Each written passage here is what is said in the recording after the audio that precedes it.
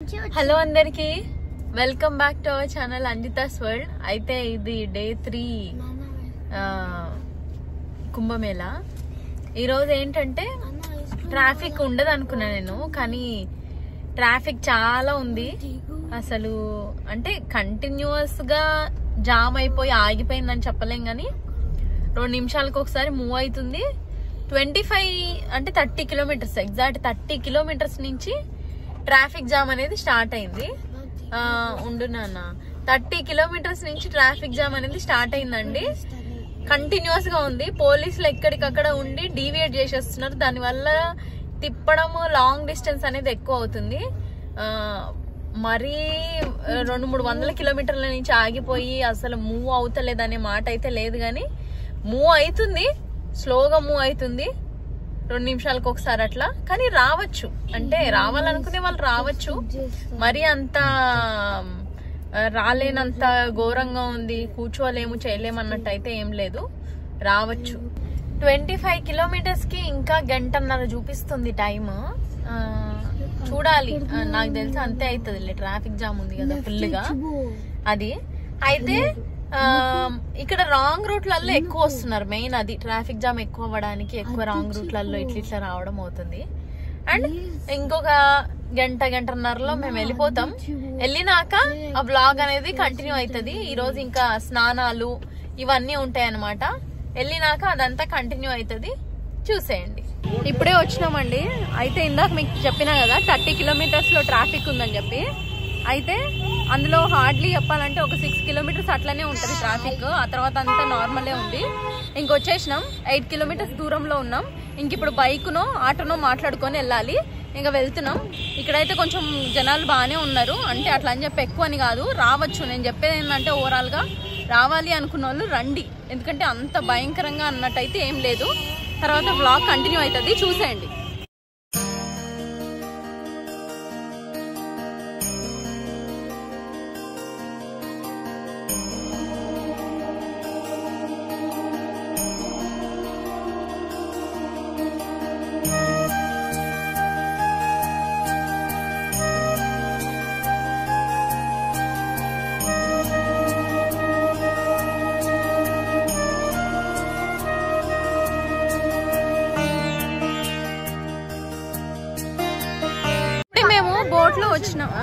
ఇప్పుడే మేము బైక్ లో వచ్చినాం. పర్ పర్సన్ 100 రూపీస్ తీసుకున్నారు. పర్లేదు అనిపించింది నాకైతే.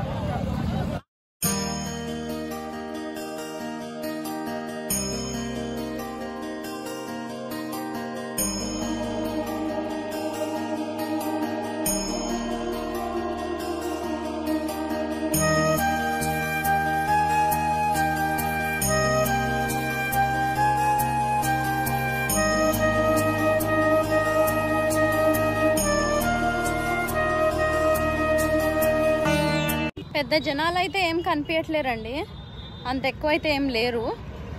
ఇంకోటి ఇందాక వినిపించిందో లేదో అని మళ్ళీ చెప్తున్నా. మేము బైక్ లో వచ్చినాము. 100 రూపీస్ తీసుకున్నారు పర్ హెడ్. మంచి తక్కువనే అనిపించింది. ఇంకా ఇక్కడికి వచ్చినాము. బోట్ ఏదైనా సపరేట్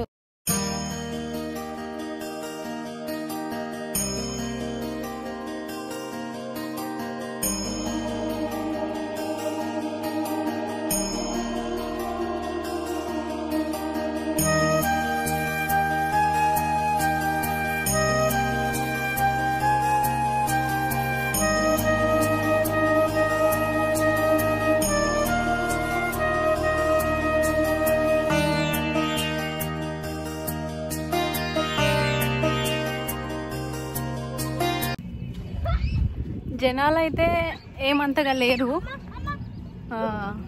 అదే అనిపించింది. మామూలుగా టీవీలో యూట్యూబ్లో చూసిన ప్రకారం జనాలు చాలా మంది ఉన్నారు. పిల్లలు తప్పిపోయేటట్టున్నారు అని అంటున్నారు కదా. జనాలు అయితే ఏమంతగా లేరు. రావాలనుకున్న వాళ్ళు రావచ్చు. ఇంకా కూడా టైం ఉంది కదా, శివరాత్రి వరకు ఉంది మనకి. అప్పటి వరకు టైం ఉంది కాబట్టి రావాలనుకున్న వాళ్ళు రావచ్చు. బాగుంది. అంటే మేబీ లాస్ట్కి వచ్చిందనేమో ఎవరు లేరు. మళ్ళీ శివరాత్రి ముందు ఉంటారేమో జనాలు చాలా. ఇప్పుడైతే ఏమంతగా లేరు. అండ్ లేరు అంటే అసలే లేరని చెప్పలేము. అట్లా అని చెప్పి ఎక్కడికక్కడ ఆగిపోతున్నారు. తొక్కిసలాట అయ్యే అంత ఉందంటే అంత అయితే ఏం లేరు. ఫ్లోటింగ్ ఉంది, చూసుకొని వెళ్ళొచ్చు.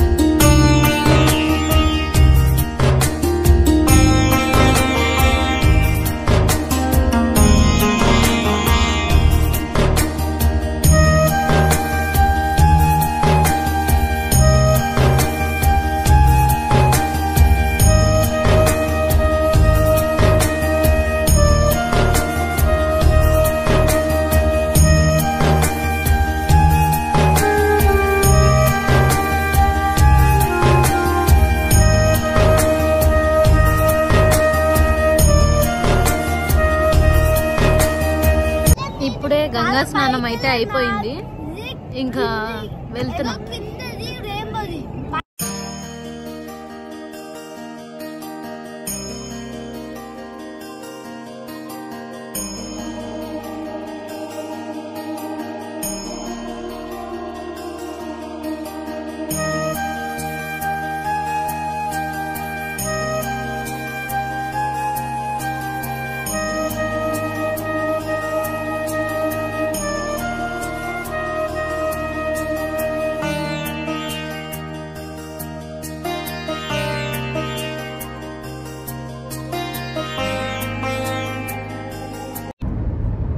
ఈ ట్రిప్లో మొత్తానికి నేను గమనించింది ఏంటంటే తెలుగు వాళ్ళకి ఫుడ్ అయితే కష్టమే. ఎందుకంటే ఎక్కడ చూసినా చపాతీలు, ఈ పరోటాలు, నాన్లు ఇవి మాత్రమే ఉన్నాయి.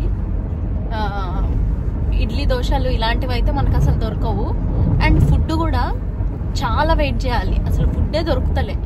దొరికినా గంటలు వెయిట్ చేయాలి, ఆ సీట్ల కోసమే ఎక్కువసేపు వెయిట్ చేయాలి.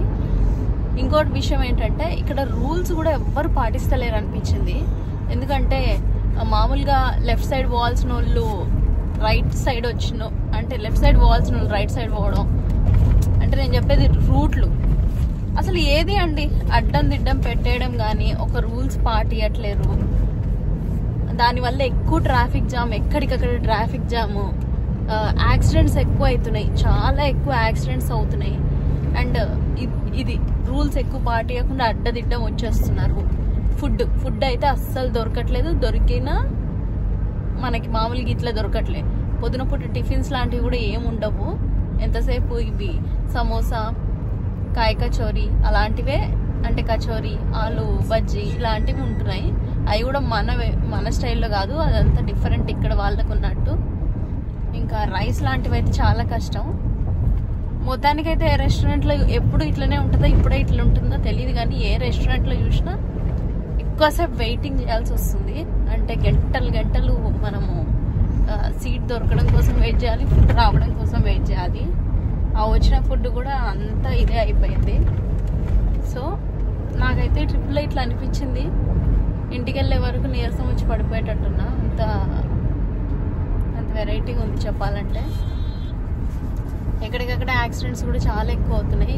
ఎవరన్నా వచ్చేవాళ్ళు వస్తూ ఉంటే ఇవన్నీ చూసుకొని జాగ్రత్తగా రండి, జాగ్రత్తగా ఇంట్లోకి చేరండి, అదైతే చెప్పగలం. ఇంకోటి ఏంటంటే అక్కడ మహాకుంభమేళాలో కూడా మాస్కులు పెట్టుకోవడం మంచిది. ఎందుకంటే చాలామంది జనాలు ఉంటున్నారు, కొంచెం ఎక్కువ క్రౌడీగా నెట్టుకోవడం, ఇట్లా ఎవరెవరో వస్తారు కదా, సో అట్లా మాస్కులు పెట్టుకోవాలి.